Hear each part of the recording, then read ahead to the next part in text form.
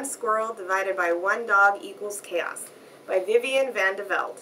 This is a story of Twitch the squirrel, who lives outside an elementary school. One day after school, Twitch stays in the playground too long and is chased by a hungry owl. As Twitch tries to find safety while trapped inside the school, he meets 8 different classroom pets who try to help him. Nice. Okay.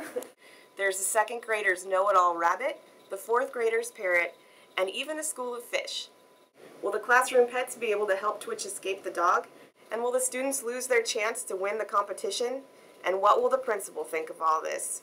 If you love funny stories and books about animals, you'll love reading about Twitch's adventures.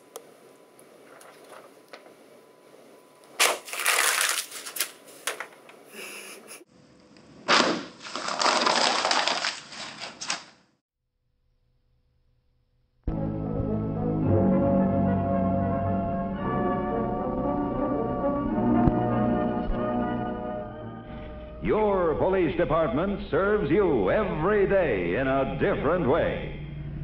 Calling car 62, traffic accident at Center Street and Border Avenue, possible injury, code 3.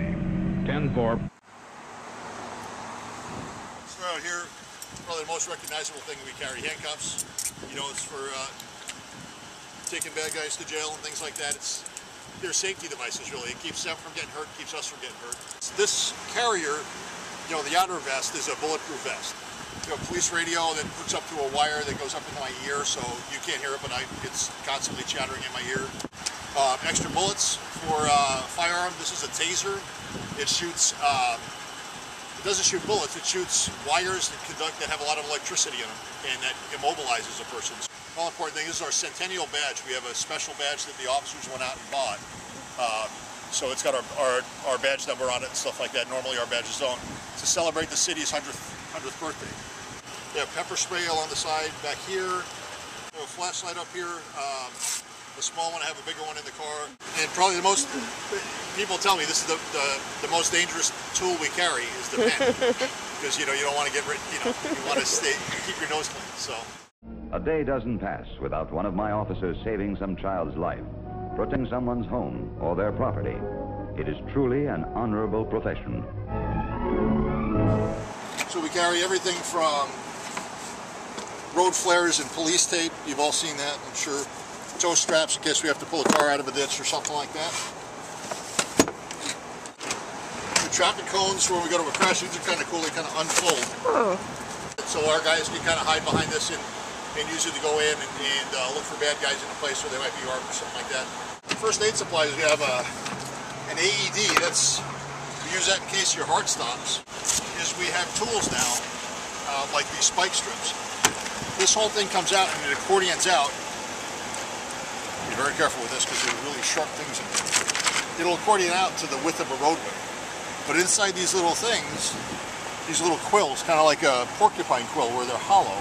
So a car would run over these, they would stick in the tire, and that little straw, that little tube would make the air come out of the car and deflate them in a very slow, controlled manner, so it wasn't like the tire blew out. So that would allow the driver the opportunity to slowly stop their car. And here we have everything from Slim Jims to additional types of restraints for bringing people to jail. If you can't get your hands behind your back, you still have to kind of get your hands tied down somehow, and that belt goes around. It's a big, big belt that goes around, and you handcuff you to the belt so you can't move around. Your police department serves you every day in a different way. Yes, especially at the fire scene, your policeman plays an important role, and the demands for his services at this time are immediately apparent. He makes it possible for the firemen to concentrate on firefighting by keeping bystanders back, directing traffic, and protecting hoses from vehicular damage. We really believe that the donut guys are really the firefighters, and that's the story we're telling. Firefighters do a lot more than donuts than we do. Do you have anything to say about on that? Oh, I'd agree with him. I wasn't expecting that. It's all about willpower. If you eat one, it's all right. If you pull a box, that's not so good. That's true.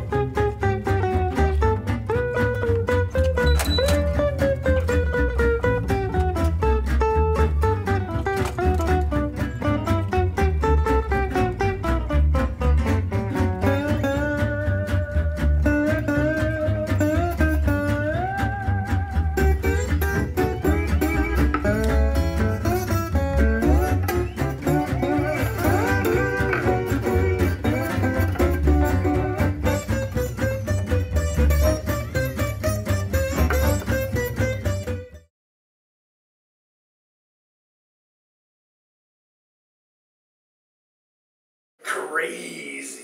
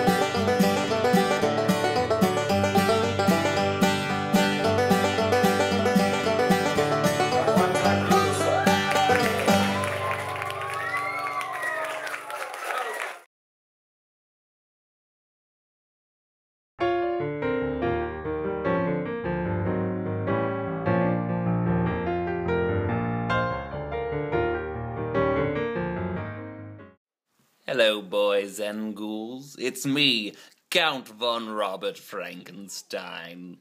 And I want to tell you about my new favorite book, Frankenstein Makes a Sandwich by Adam Rex.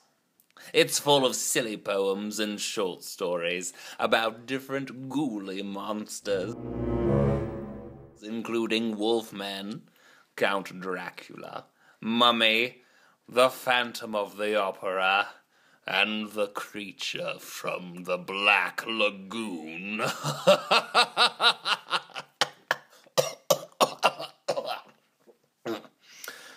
One of my favorite stories is The Yeti Doesn't Appreciate Being Called Bigfoot. Now I shall recite an excerpt.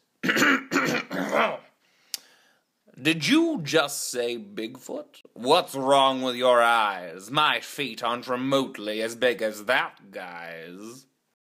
If you like your poetry frightfully entertaining, then pick up Frankenstein Makes a Sandwich and other stories you are sure to like, because they're all about monsters. And some of them are also about food.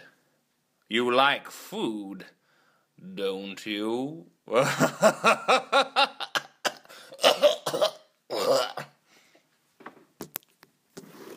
She keeps on twirling and twirling and twirling and twirling around. She keeps on twirling and twirling and twirling and twirling around. She's never gonna stop. Why would she? She's a princess. Ooh, she's a princess.